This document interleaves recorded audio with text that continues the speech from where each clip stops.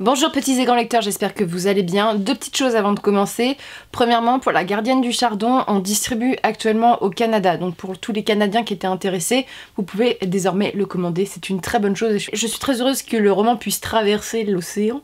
Et voilà, donc c'était l'information principale. Je voulais vous remercier pour vos retours, bien sûr. Aujourd'hui, je vais vous présenter un book haul. Alors ce mois-ci, je ne sais pas ce qui s'est passé. En octobre, ça a été la folie. J'ai reçu des livres, mais j'en ai aussi acheté plus que d'habitude. J'étais dans un mood un peu moi, voilà, j'étais pas très bien et j'étais en mode si tu ne vas pas bien, achète des livres et la consommation te rendra meilleur.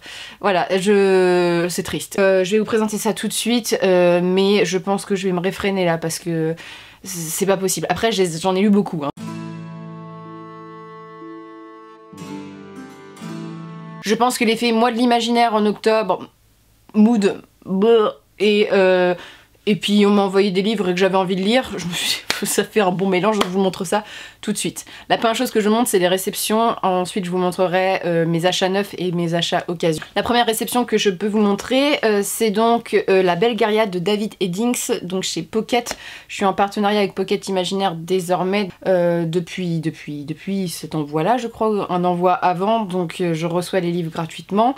Le principe du partenariat sur Booktube. J'ai déjà lu 2 tomes, alors c'est une histoire qui m'a un petit peu désarçonnée au début parce que vous êtes énormément à me l'avoir conseillé, c'est un classique donc forcément beaucoup de gens l'ont lu et moi en ayant pensé classique j'ai pensé fantasy adulte et en fait pour moi c'est de la jeunesse young adulte. C'est young adulte, dans le sens qu'on suit un personnage jeune même s'il y a une compagnie et que les enjeux, comme c'est un livre qui date de 82, c'est très cliché. Mais pour ma part c'est vraiment dans le mood de ce que je veux lire et c'est très représentatif de ce qu'est la vieille fantaisie. On est dans un roman d'apprentissage, donc il y a le maître qui est un peu plus âgé. Bon là il y a une nana aussi qui a ce rôle là dans l'histoire, mais en fait on suit le petit Garion qui a perdu ses parents, on est voilà, comme beaucoup d'enfants de fantaisie, on devrait fonder une cagnotte pour tous ces orphelins, mais donc il a perdu ses parents, il est élevé par sa tante qui s'appelle Paul, et ils font leur petite vie dans une petite ferme, et jusqu'au jour où il y a un monsieur donc, qui s'appelle Sir Lou, qui vient le chercher avec une autre compagnie, et qui l'emmène, ils partent donc de cette ferme, et lui il sait pas ce qui lui arrive, genre le gamin on le prend, on lui explique rien, il est en mode mais qu'est-ce qui se passe, on voyage dans le monde entier mais je sais pas à quoi je sers dans l'histoire. Donc on en apprend un peu plus en tant que lecteur, on découvre très vite ce qu'il est, mais pour ma part c'est des clés assez faciles à découvrir, mais c'est hyper sympa. Ça me rappelle assez l'Assassin Royal, un peu plus jeunesse celui-ci je trouve. Ils vont dans un lieu, il y a un méchant ou une aventure, puis dans un autre, et les personnages sont attachants. Bref, je suis pas là pour vous faire une chronique, mais il y a La Belle Gaillarde de David Eddings. Ensuite, j'ai reçu ce livre en cadeau, j'étais hyper contente. C'est les éditions Gallimard Jeunesse qui m'ont envoyé donc La Communauté des Esprits. C'est le 2e tome de la trilogie de la poussière, donc qui est donc la préquelle de La Croisée des mondes de Philippe Pullman. J'avais été en partenariat avec eux pour la sortie en poche de La Belle Sauvage que j'ai beaucoup aimé, donc ils m'ont envoyé le 2e tome et j'étais hyper surprise et hyper contente et hyper touchée qu'une maison d'édition remercie comme ça, c'est très sympa.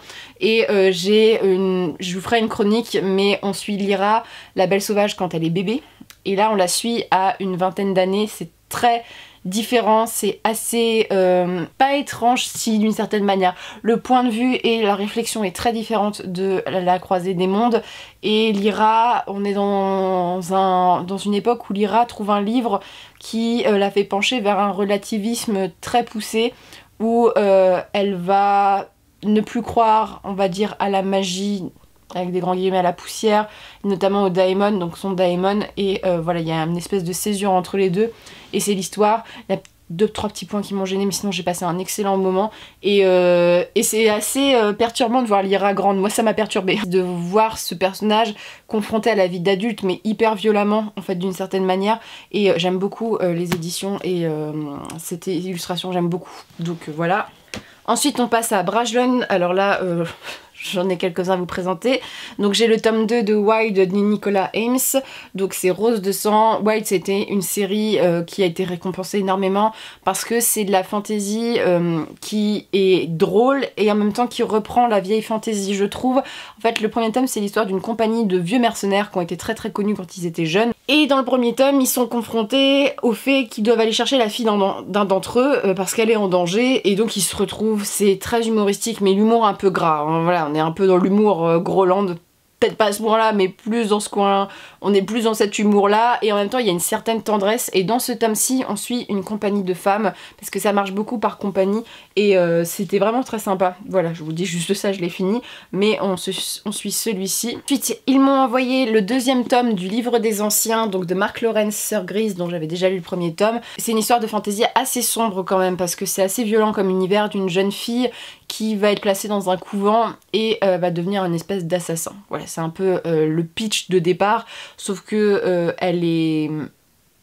elle a un caractère assez fort, hein, comme toutes les sœurs, et il y a une histoire d'élu, et elle doit un peu être en charge, elle est un peu mêlée à ça, et on a tout ce postulat de sœur qui est assez intéressant, mais moi j'avais trouvé ça assez compliqué au niveau des noms pour s'y retrouver, mais le tome 2 est beaucoup plus simple, je trouve, à suivre.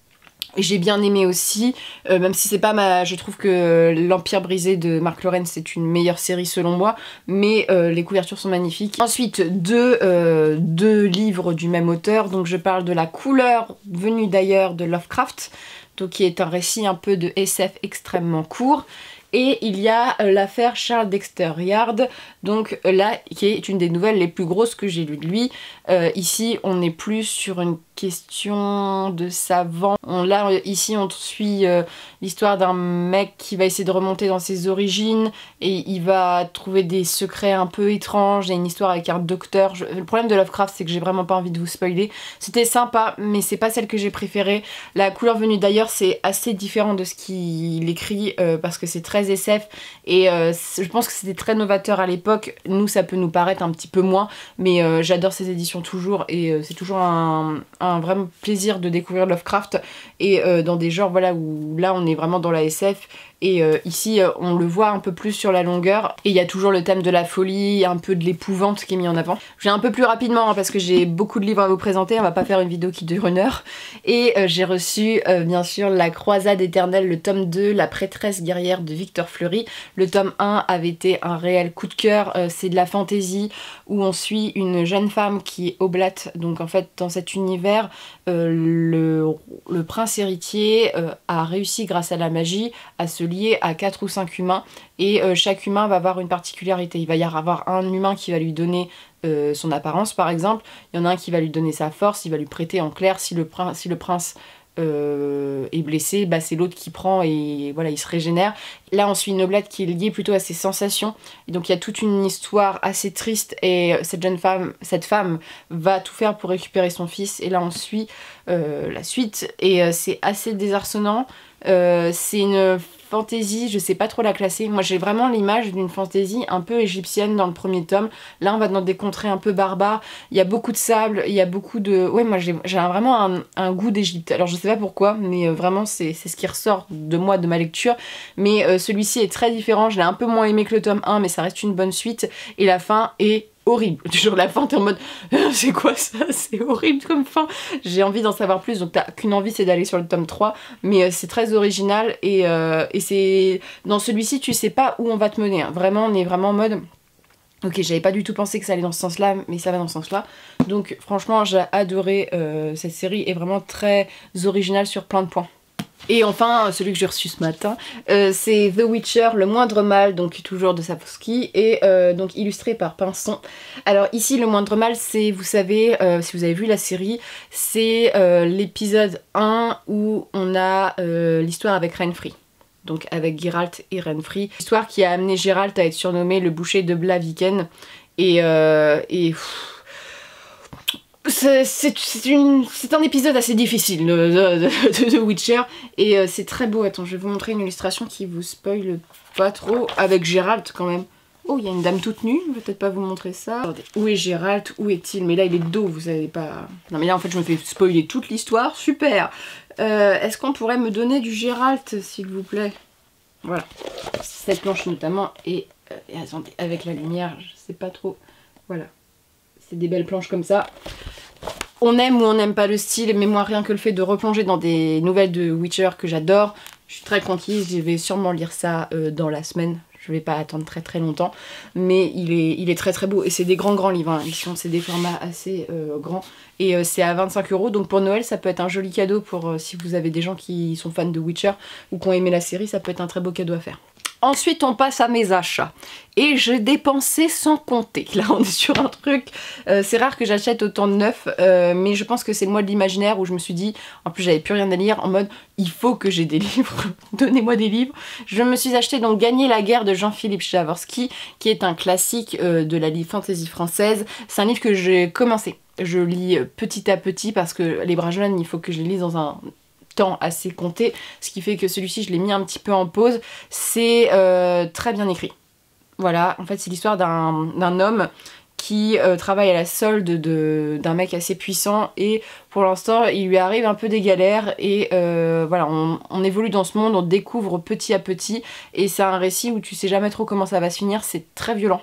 Dans la façon, c'est pas hyper descriptif, mais c'est très violent dans la façon dont est le monde et il y a beaucoup dans la narration, elle est à la première personne il me semble et le narrateur s'adresse directement au lecteur plusieurs fois, donc ça c'est un style qui peut peut-être pas plaire à tout le monde, mais c'est assez complexe et l'édition en fait elle est hyper tassée.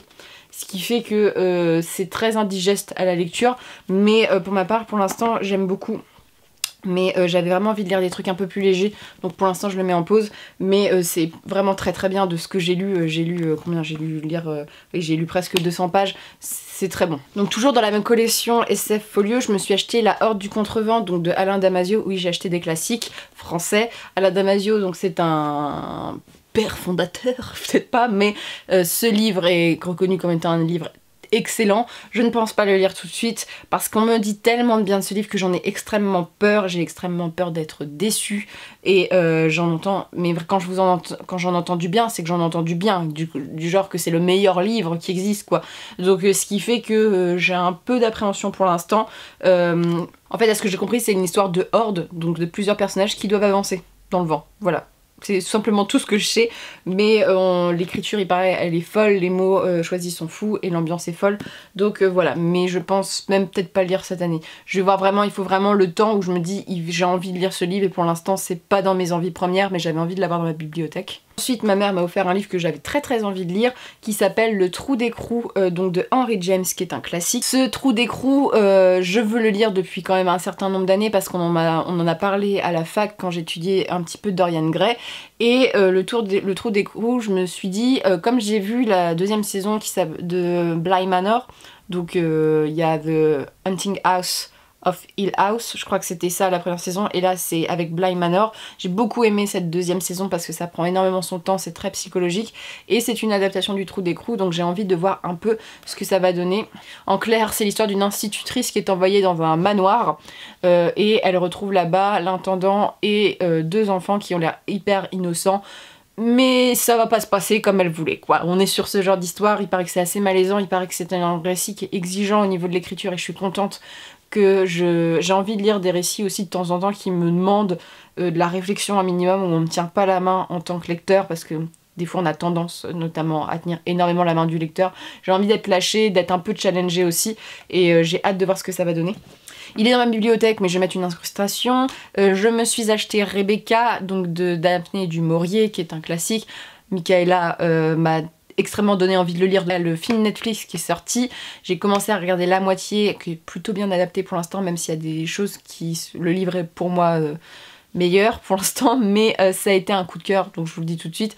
Mais Rebecca, en fait, c'est l'histoire d'une jeune fille, je crois qu'elle a 19 ans, qui travaille à Monte-Carlo pour une femme assez agaçante, et où t'as envie de la par terre, et qui la traite mal, et un jour elle tombe sur Monsieur de Winter, qui est un homme qui a presque la quarantaine, qui est très très beau, qui est très élégant, qui est très riche, voilà, et tous les deux, ils vont tomber amoureux, ils sont assez fascinés au début l'un de l'autre, et Monsieur de Winter est très... qu'est-ce qu'il veut, et parfois il est un peu malaisant, tu te dis.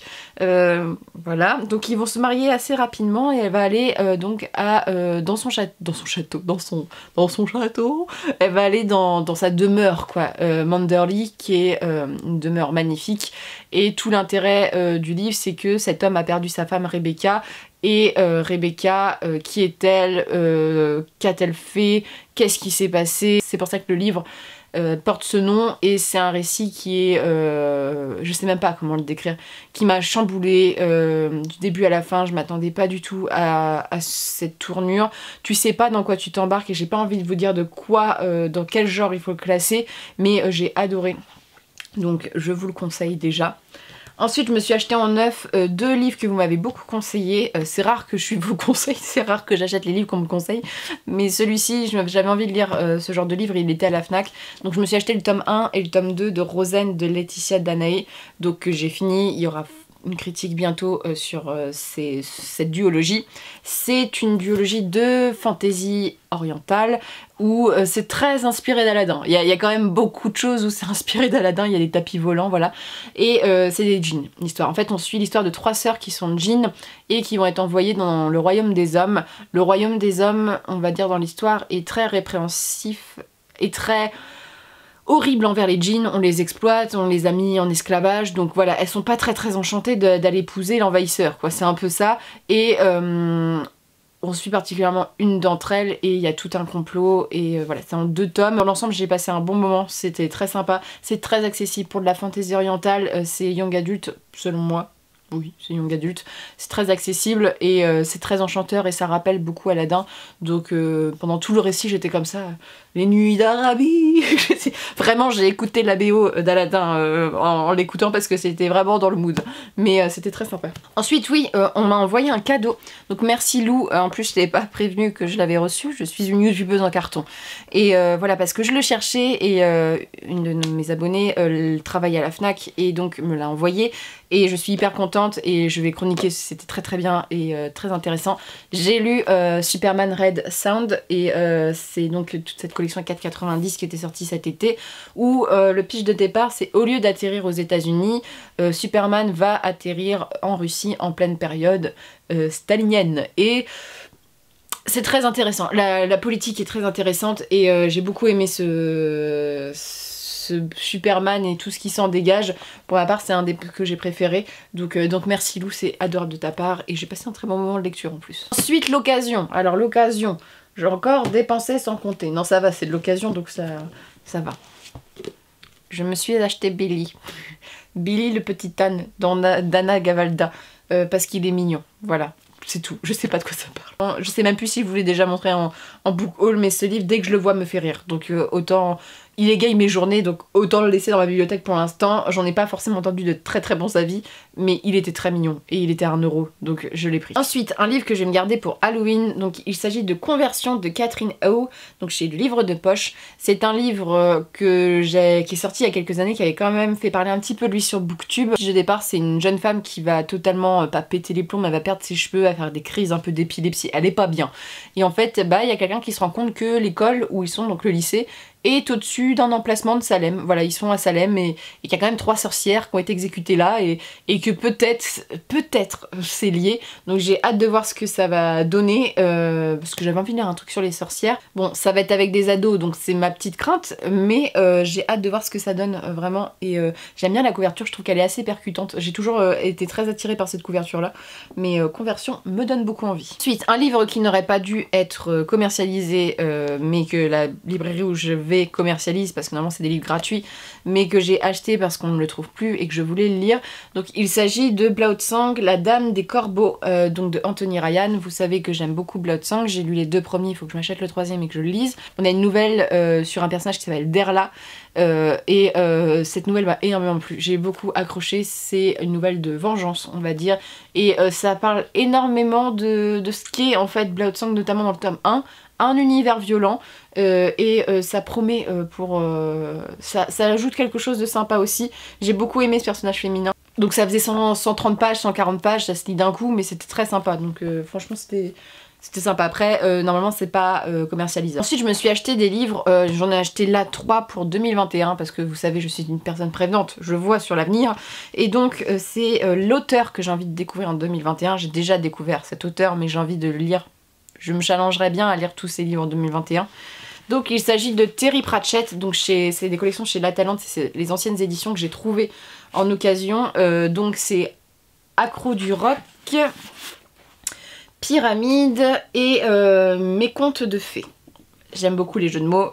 Voilà, donc Terry Pratchett est le roi on va dire de la fantaisie humoristique. J'aime beaucoup son humour parce que c'est de l'humour très intelligent je trouve, c'est pas du genre tire sur mon doigt et voilà, non il y a une réflexion et les Annales du Disque Monde c'est un univers qui me fascine énormément. J'ai lu les hommes-dieux, je crois que c'est ça, les dieux-hommes, les hommes-dieux, que j'ai beaucoup aimé, donc c'était sur la religion. Et par contre, il y a un ordre de lecture à suivre, c'est ce qui est casse-pied, voilà, donc ceux-ci je les ai pris au hasard parce qu'ils étaient là, mais je compte bien essayer de les lire. Bon, là je les ai trouvés dans cette édition-là, mais si je les trouve en pocket ou dans d'autres éditions, je sais que La Talente, on a fait des nouvelles éditions qui sont sublimes, donc voilà, 2021 c'est l'année de Terry Pratchett, donc autant investir. Je les ai eu je crois à 3 € je crois le tome, donc ça valait le coup.